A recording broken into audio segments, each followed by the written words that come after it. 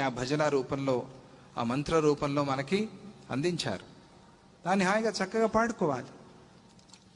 సర్వోపనిషదో గావో దోగ్ధ గోపాలనందన, అన్ని ఉపనిషత్తుల్ని భగవద్గీత రూపంలో ఇచ్చారా లేదా?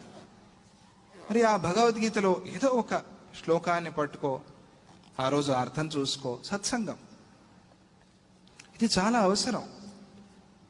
ఎవరితో సత్సంగం? ఎవరు లేరండి. ఈరోజు సత్సంగం చేశారా? ఎవరు రాలేదండి అని. నువ్వున్నావుగా, నువ్వు లేవా? నువ్వున్నావుగా. మరి నేనొక్కడే సత్సంగం. నీతో నువ్వే చేసేదే సత్సంగం. అది అసలైన సత్సంగం. నీతో నువ్వే చేయాలి. ఆత్మనాత్మానం అభిసంవివేశయతి.